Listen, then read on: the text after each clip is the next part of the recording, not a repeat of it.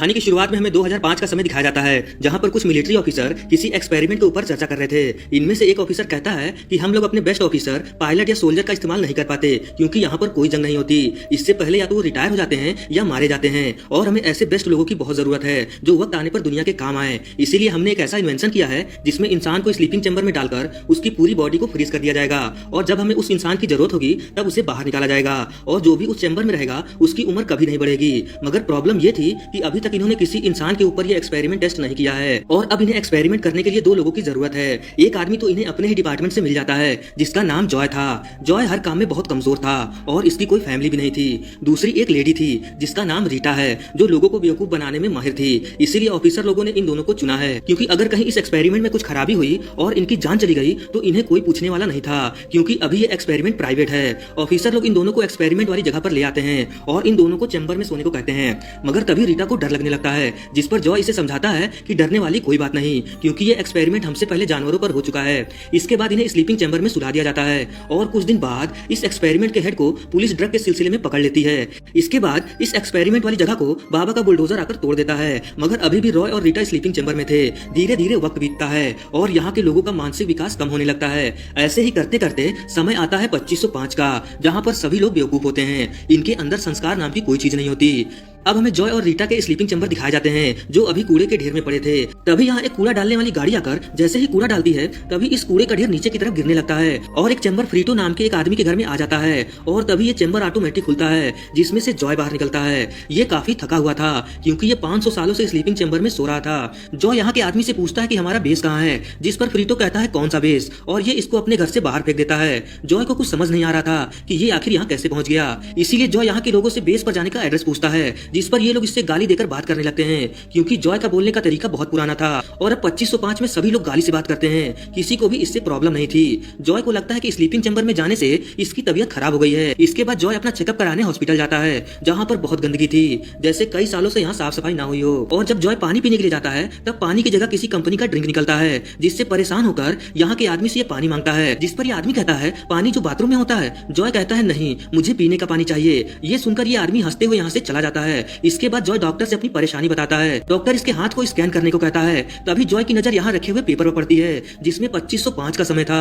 अब जॉय को समझ आ जाता है कि ये 2005 से 2505 में आ गया है और जब ये खिड़की से बाहर देखता है तब इसे यकीन हो जाता है कि ये सच में 500 साल आगे आ गया है। तभी डॉक्टर नोटिस करता है कि जॉय के हाथों पर कोई टैटू नहीं है, इसीलिए ये इमरजेंसी बटन को प्रेस करके पुलिस को बुला लेता है क्योंकि इस समय हर इंसान के हाथों पर टैटू होते हैं जिससे उस आदमी की पहचान हो सके, जैसे कि आधार कार्ड। इसके बाद पुलिस जॉय को पकड़ लेती है और इसको एक मशीन के पास ले जाकर इसको अपना हाथ उस मशीन के अंदर डालने को कहा जाता है ताकि इसका नाम और पहचान बन सके।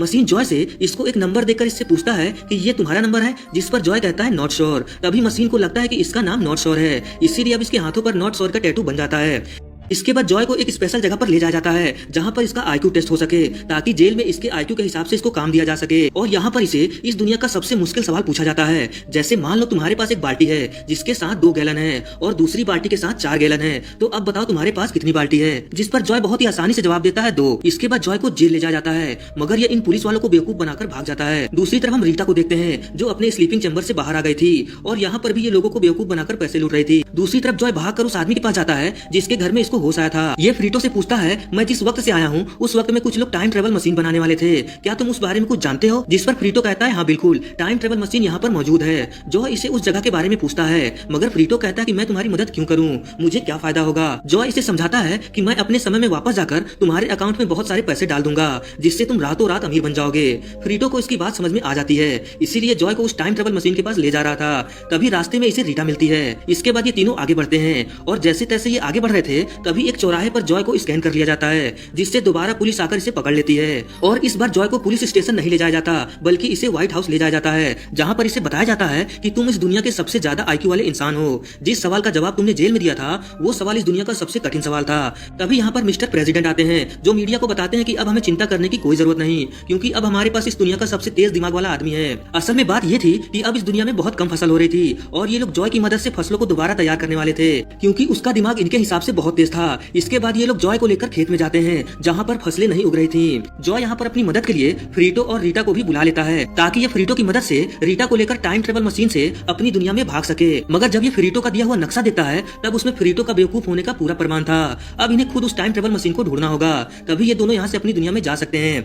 इसके बाद जॉय इन खेतों की फसलों को चेक करता है, तब इसे पता चलता है कि ये लोग फसलों में पानी की जगह ड्रिंक डाल रहे थे, इसी के कारण फसलें नहीं हो रही थी। जॉय इन्हें फसलों में पानी डालने को कहता है, मगर अब इस दुनिया में पानी कोई नहीं पीता, यहाँ तक कि बच्चे से लेकर बूढ़े तक सभी लोग कंपनी की ड्रिंक पीते हैं। जॉय इन लोगों को समझाने की कोशिश करता है कि हमें फसलों में पानी डालना होगा तभी फसलें उगेंगी, मगर ये लोग इसकी बात नहीं मानते क्योंकि ये बहुत ज्यादा बेवकूफ थे। तभी जॉय भी एक बेवकूफी वाली बात कहता है। ये इन्हें बताता है कि ये फसलों से बात कर सकता है और फसलों ने ही इनसे पानी मांगा है। ये बात इन लोगों को समझ आ जाती है। इसके बाद फसलों में पानी डालना शुरू होता है, मगर कई दिनों बाद भी फसल नहीं उगती। दूसरी तरफ उस ड्रिंक कंपनी को बहुत नुकसान हो रहा था। बहुत सारे लोग उस कंपनी में काम करते थे, अब उनके पास कोई काम नहीं, इसीलिए वो लोग जॉय को सजा देने की मांग करते हैं और लास्ट में जॉय को मौत की सजा सुनाई जाती है। कुछ दिनों बाद वो दिन आ जाता है जब जॉय को मौत की सजा देनी थी, जिसे पूरी दुनिया लाइव देखेगी। दूसरी तरफ रीटा और फ्रीटो को पता चलता है जॉय ने जो फसल उगाई थी उसमें से पौधे निकलने शुरू हो गए हैं, जिसके बाद ये दोनों भागकर उस जगह जाते हैं जहां पर जॉय को मौत की सजा मिलने वाली थी।